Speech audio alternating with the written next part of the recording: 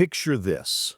It's March 1943, and Lieutenant James Howard is staring out from his B-17 bomber at 23,000 feet over occupied France, the world a distant map below. For the past 8 hours, he and his 9 crewmates have endured a grueling, bone-jarring journey through sub-zero temperatures, all while dodging the predatory attacks of German fighters. Their objective is a single ball-bearing factory near Paris, a critical node in the German war machine.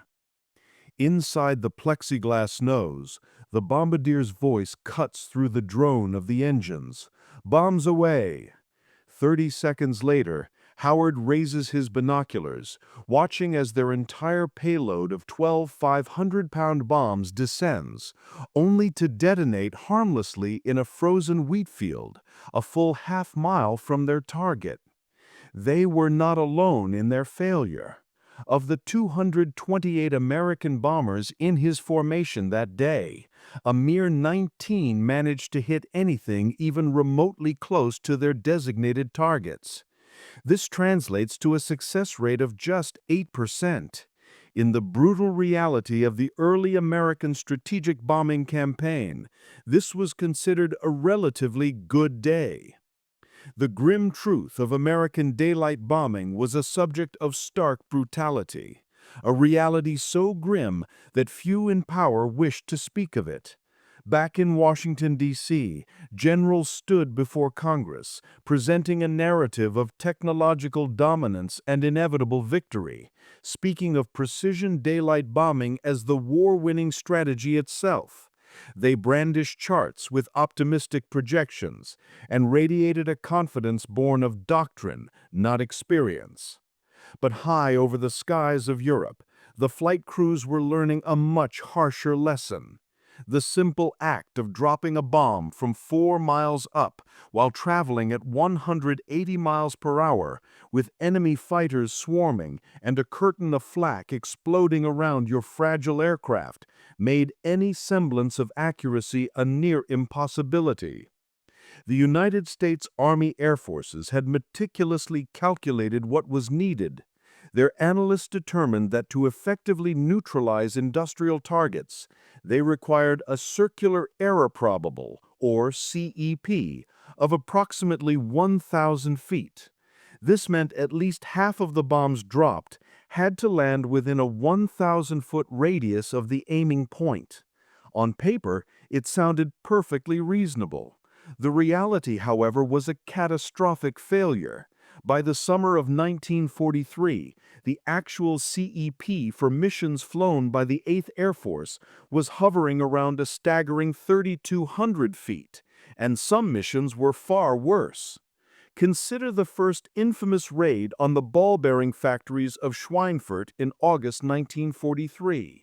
American bombers released an immense 724 tons of high explosives over facilities responsible for 40% of Germany's entire production. Post-mission reconnaissance photos revealed a devastating truth.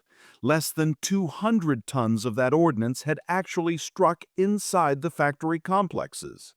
The remainder had rained down indiscriminately, cratering residential neighborhoods, obliterating farm fields, and reducing a medieval church located 3 miles from the target to a pile of rubble. The cost of this inaccuracy was measured in blood. 60 bombers were shot down, 600 men were killed or captured, and the factories were back to full production in a mere 6 weeks. The crews, faced with this lethal futility, developed their own grimly descriptive term for the tactic, the aluminum cloud approach.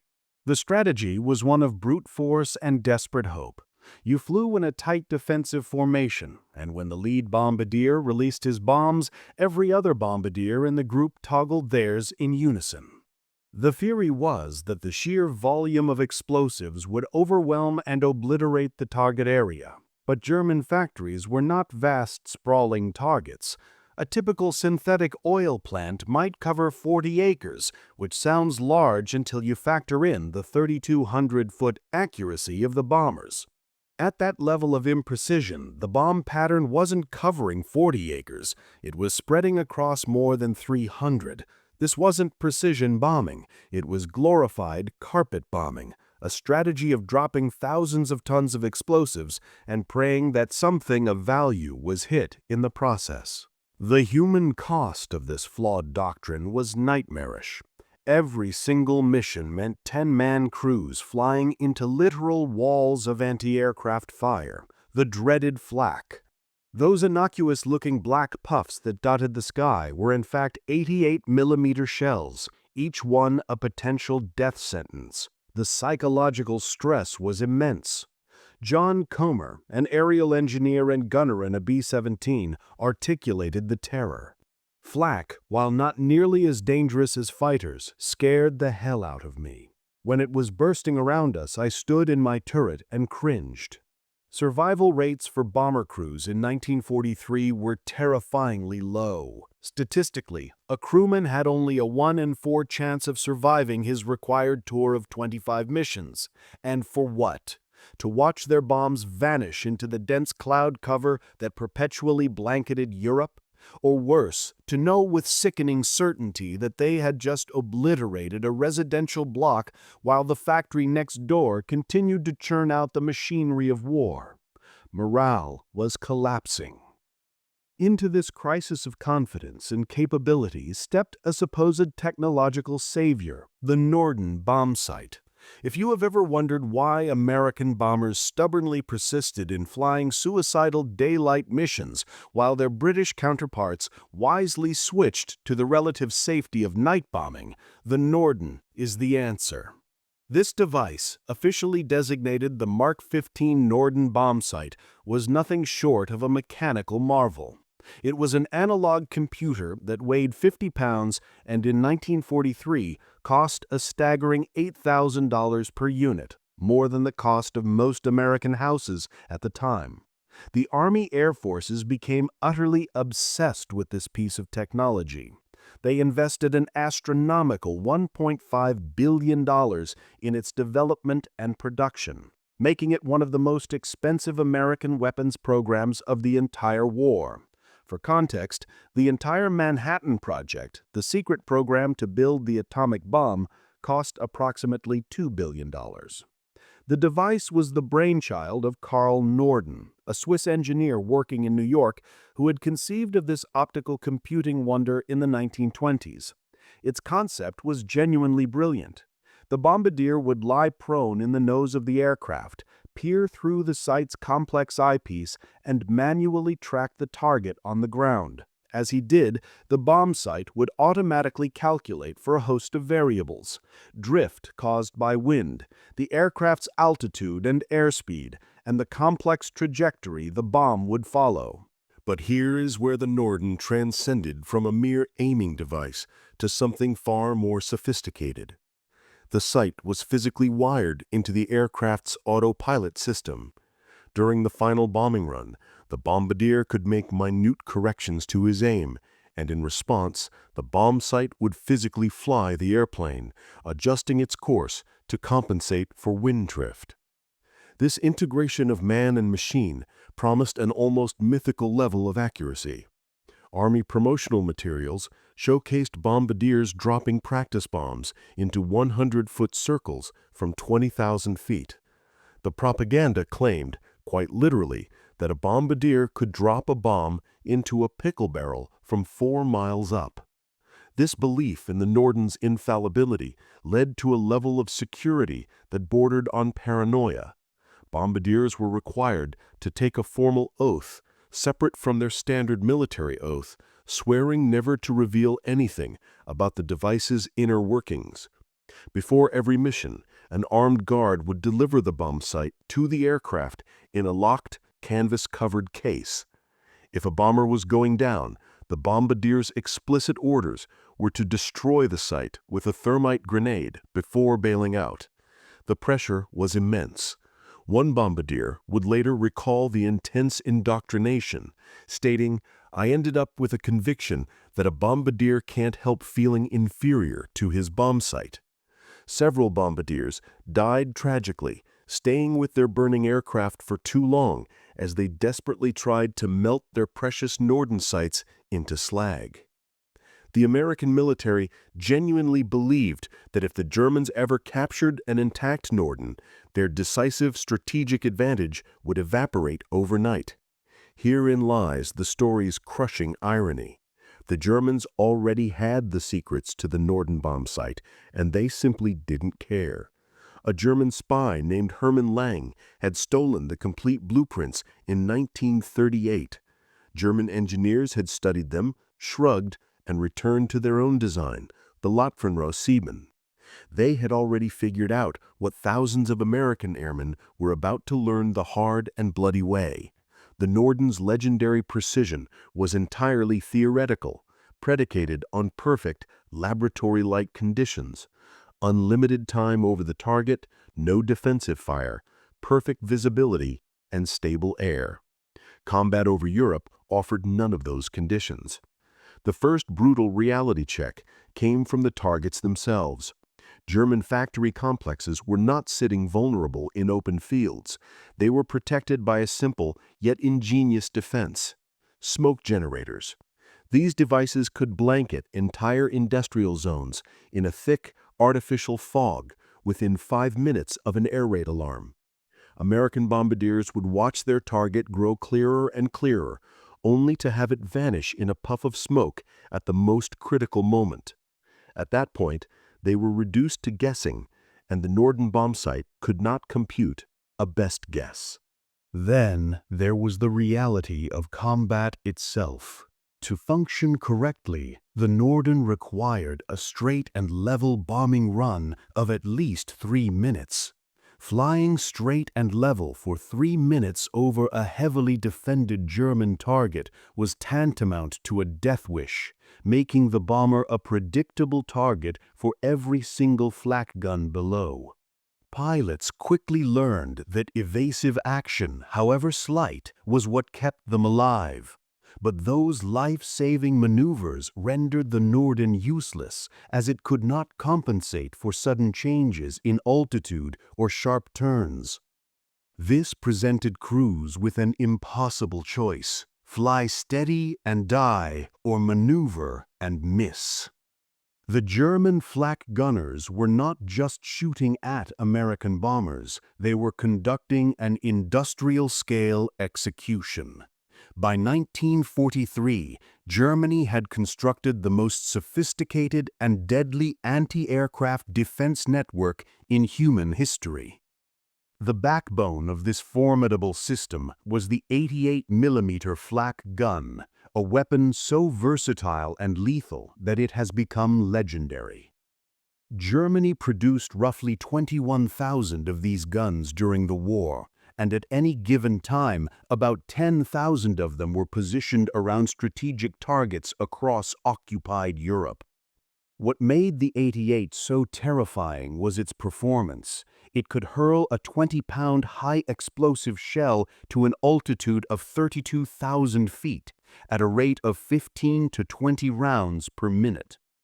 Each shell was fitted with a time delay fuse, which German crews would manually set based on the bomber's altitude. The shell would ascend, reach its predetermined height, and then detonate, unleashing thousands of razor-sharp fragments of shrapnel traveling at supersonic speeds.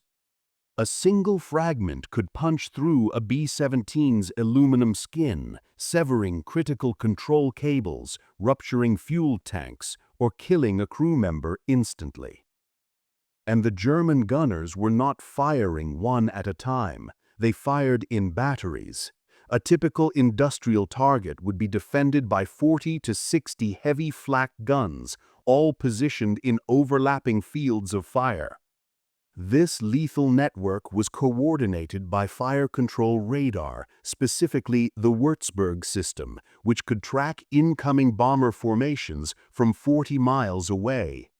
This system fed a continuous stream of data on the bomber's altitude, speed, and heading to mechanical computers at each gun battery. These computers would crunch the numbers and spit out precise firing solutions, allowing German crews to set their fuses and begin firing long before the American bombers were even in sight.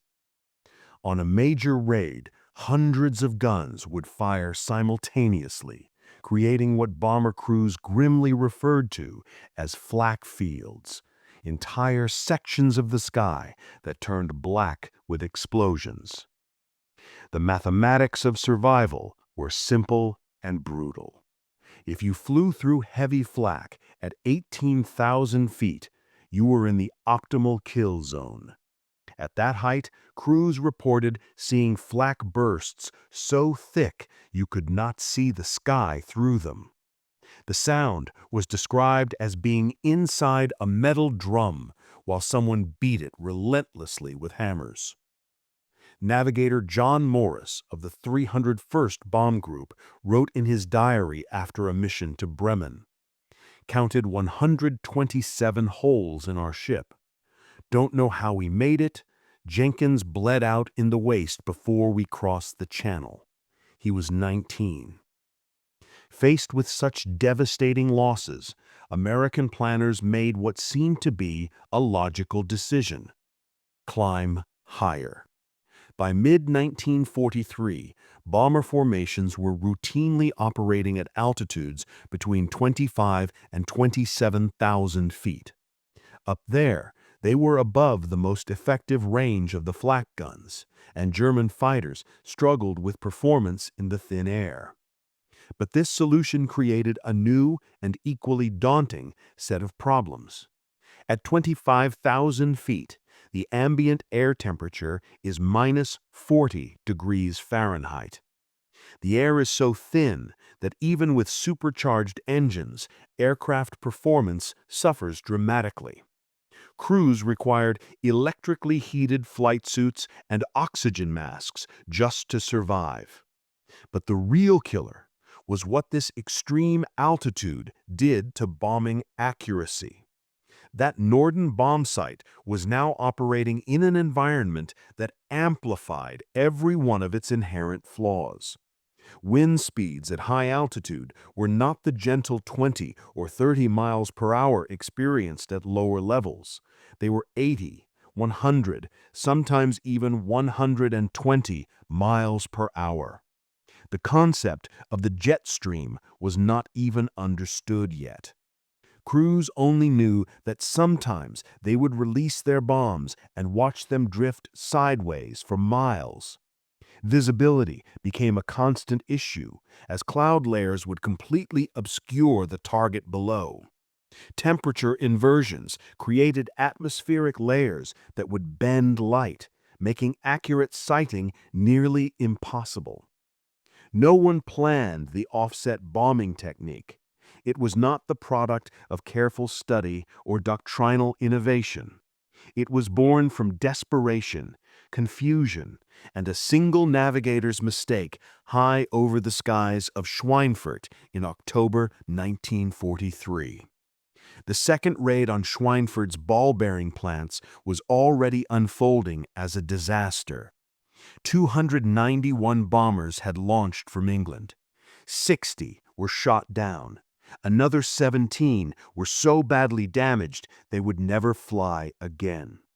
It was a staggering 26% loss rate on a single mission, a day that would go down in Air Force history as Black Thursday. One navigator, Elmer Bendener, who survived the raid, recalled looking down and wondering why so many haystacks were burning. He soon discovered they were not haystacks. They were the wrecks of flaming B-17s. But buried deep within the post-mission reports was a strange anomaly.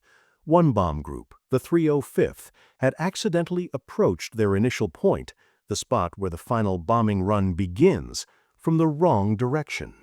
Instead of the planned north-to-south attack vector, they came in from the northeast, at a roughly 40-degree angle to the target.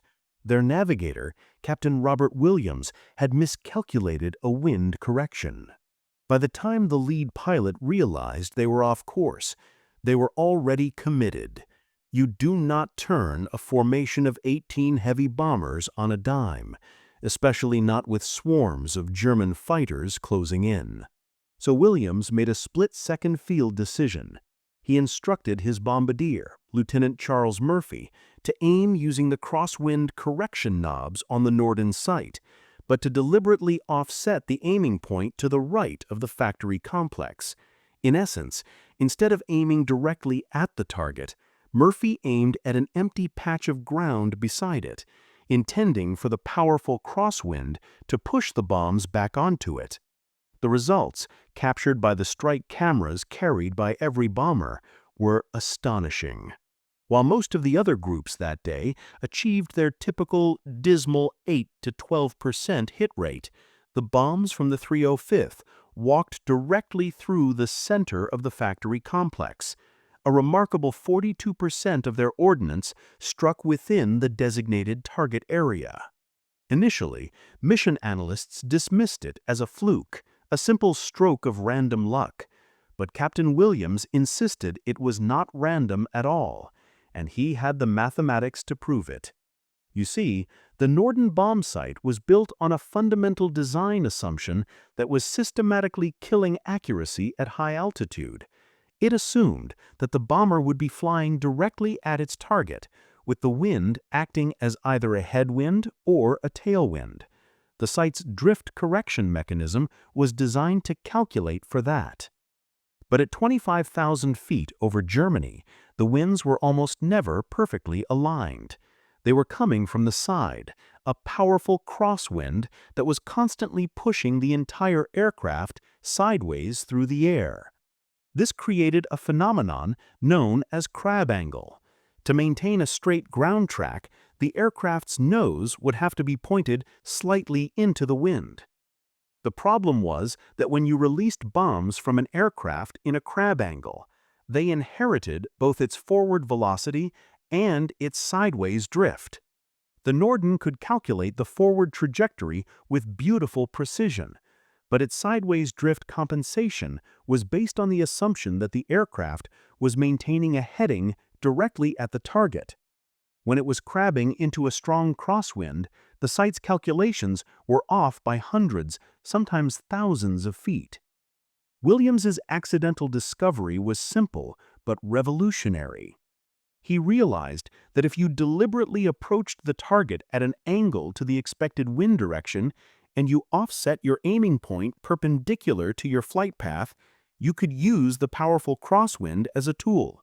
Instead of fighting the wind drift, you could weaponize it.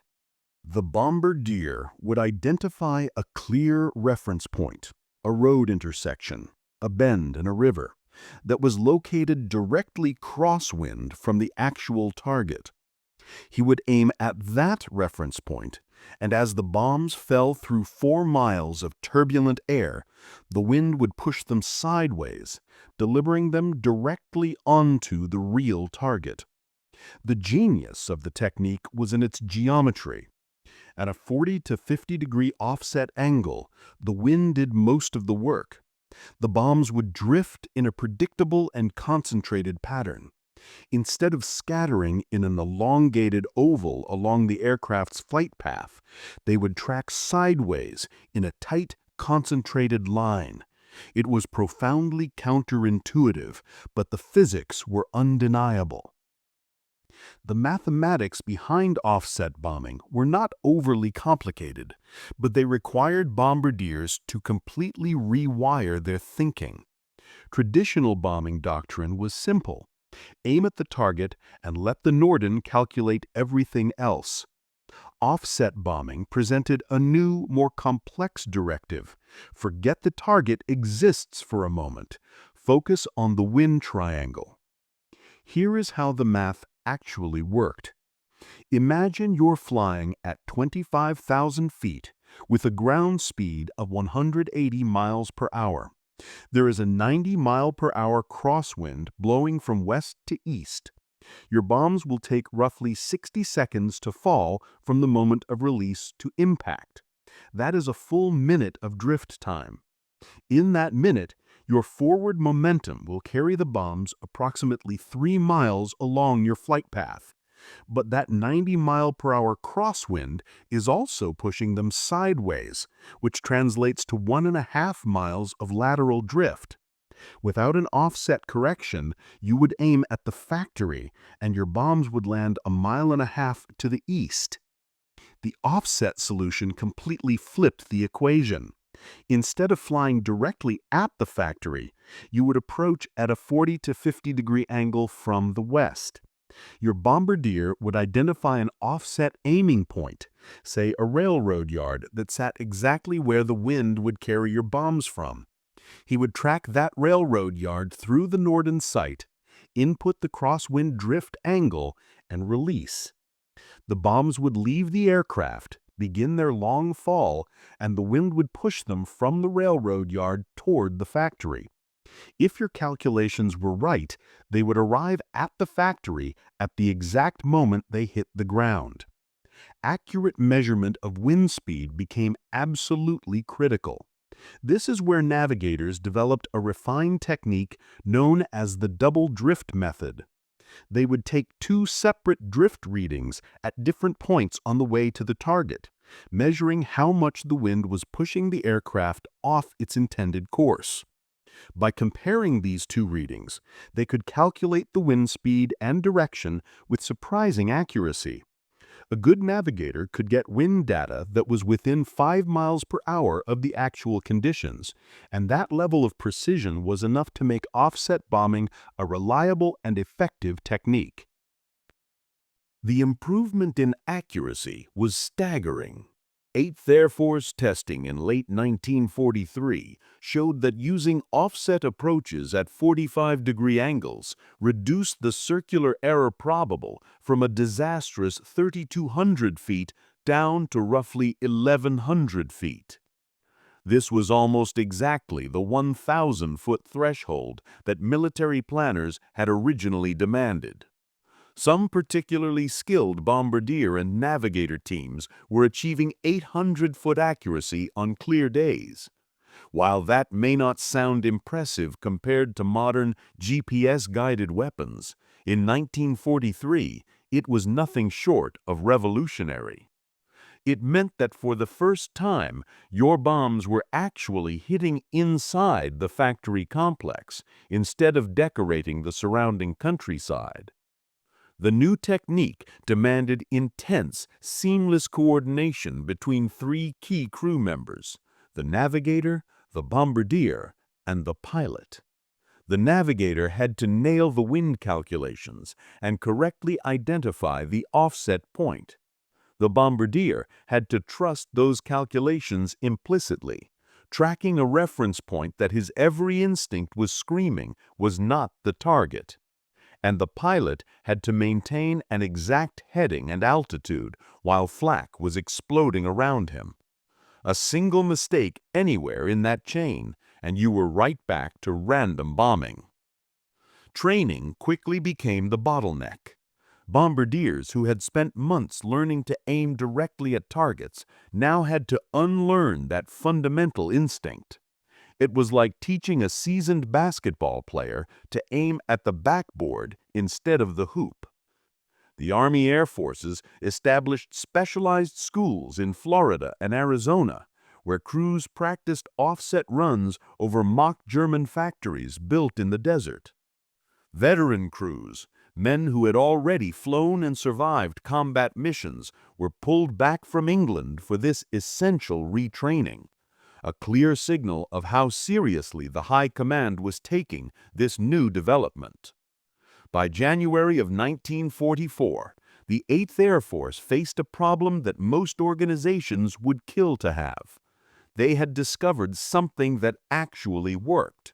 Now they had to implement it across a force of 12,000 men scattered across 40 different airfields in England, all while simultaneously fighting a war. General James "Jimmy" Doolittle, the famed leader of the Doolittle Raid, had taken command of the 8th Air Force in January. He looked at the offset bombing data and immediately made it his top training priority. He gave his operations officer, Brigadier General Fred Anderson, a seemingly impossible deadline: 6 weeks to retrain every bombardier and navigator in the entire theater. The retraining program began with the lead crews, the most experienced men who flew in the front aircraft of each formation. Schools were established at each bomber base, utilizing a combination of classroom instruction and practical flights over the English coastal ranges. The theory sessions covered wind triangles, drift calculations, and offset geometry until the crews could work the math in their sleep. Then came the flying. England in winter offered terrible conditions for practice. Cloud cover was constant, winds were unpredictable, and daylight hours were limited. But in a perverse way, this actually helped. The logic was simple. If you could learn to hit targets through the notoriously bad English weather, then German weather would seem manageable by comparison. What made the retraining program so effective was that combat veterans were teaching other combat veterans. It was Lieutenant Murphy from the 305th Bomb Group, the very man who had accidentally discovered the technique, standing in a freezing Quonset hut, showing other bombardiers exactly what he did. Captain Williams taught the navigator portions, walking men through his wind calculation methods.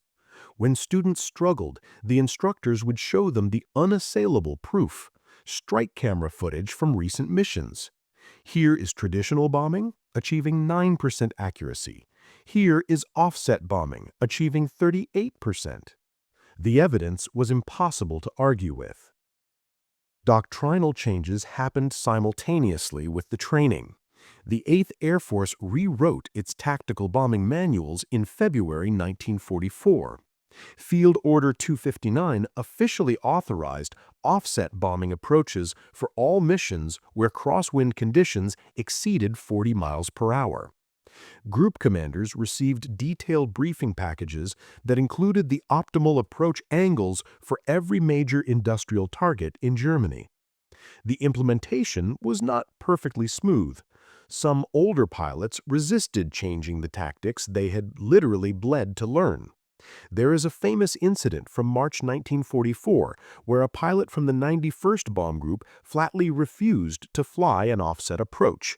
He insisted on the traditional straight-in attack, arguing that's how we've always done it. His bombardier missed the target by half a mile, and that pilot was quietly reassigned to non-combat duties.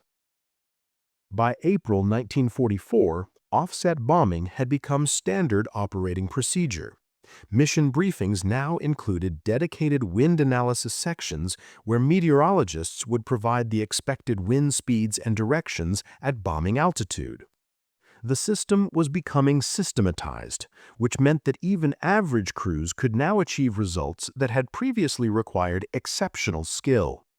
The results showed up in the data almost immediately.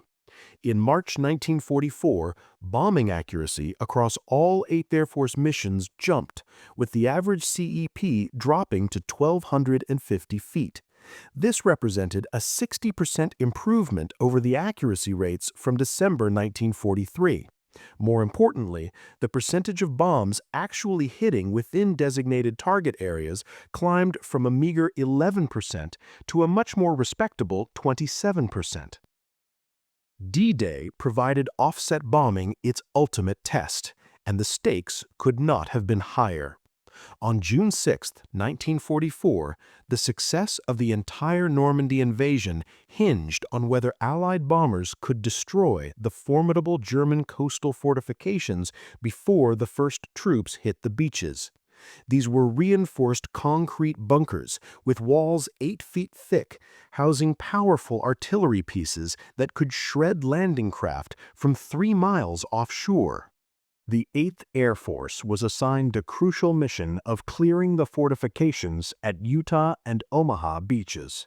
They were given a narrow 40-minute window to drop over 2,900 tons of bombs on fortifications that covered less than 2 square miles. The timing was brutal. They would be bombing in the dim light of twilight with heavy cloud cover forecasted. Here is how they planned it. Pathfinder aircraft equipped with a new radar system called H-2X would lead each formation. This radar could paint a rough but usable picture of the coastline through the clouds by detecting the boundary between land and water. Navigators would identify distinctive coastal features and use those as offset reference points. The mathematics were identical to visual offset bombing, but now they were being done with radar returns instead of actual observation. Bombardiers would track the radar reference point, calculate the wind drift that would carry the bombs from that point to the fortifications, and release. The execution on D-Day morning was chaotic. The cloud cover was even worse than forecasted, a solid overcast from 2,000 feet all the way up to 10,000 feet in many sectors. Bomber formations had to descend to 12,000 feet to get below the worst of the weather, putting them squarely in range of German flak guns. At Omaha Beach, the bombing results were initially reported as disastrous. Most of the bombs landed too far inland, cratering fields and roads well behind the German positions. Post-invasion analysis suggested that only 31% of the fortifications at Omaha had taken direct hits during the air attack. But the initial reports missed the other half of the story. The offset approaches used at Utah Beach were devastatingly effective. At Utah, bombardiers used a 45-degree offset angle, approaching from the northeast, with the crosswinds pushing them toward the beach. Their bombs walked through the battery positions in neat, deadly lines, collapsing bunkers and destroying gun positions with 89% effectiveness. The stark difference between Omaha and Utah came down to a single critical decision. At Omaha, the bombardiers, terrified of hitting their own landing craft, added a deliberate delay of a few seconds to their release points. It was a noble intention, but it had a catastrophic result, shifting the impact points 200 to 300 yards inland. At Utah, the bombardiers stuck to their calculated release points with no safety delays. They trusted the math. When the 4th Infantry Division hit Utah Beach at 6:30 a.m., they found the German positions already smashed. Resistance was light, and casualties were minimal. The lesson was documented in a classified analysis completed in July 1944. Traditional straight-in bombing approaches at Omaha had achieved 31% effectiveness. The new offset approaches at Utah, executed precisely as trained, had achieved 89% effectiveness. This was the difference between a technique that barely works and one that decisively wins battles. By the summer of 1944, every major Allied bombing operation incorporated offset techniques as primary doctrine. The raids on French rail yards before the invasion, the attacks on V-1 launch sites, the systematic destruction of German oil production, all used offset approaches as standard procedure. The technique even crossed service boundaries, with the 9th Air Force and the RAF's Bomber Command adopting it for their own operations. The desperate innovation born over Schweinfurt in 1943 did not end with the Second World War. When the war ended, analysts for the United States Strategic Bombing Survey sat down to review the mountains of data. They found something remarkable. Between January and December of 1944, the period when offset bombing became universally adopted, the total tonnage of bombs dropped on Germany increased by 340%, while accuracy improved by 190%. They were dropping more bombs, and they were hitting more targets. That powerful combination finally broke the back of German industrial production in a way that the random bombing of the early war never could. The Cold War turned offset techniques from a tactical necessity into a strategic science. When the Air Force began planning for nuclear strikes in the 1950s, accuracy became a matter of existential importance.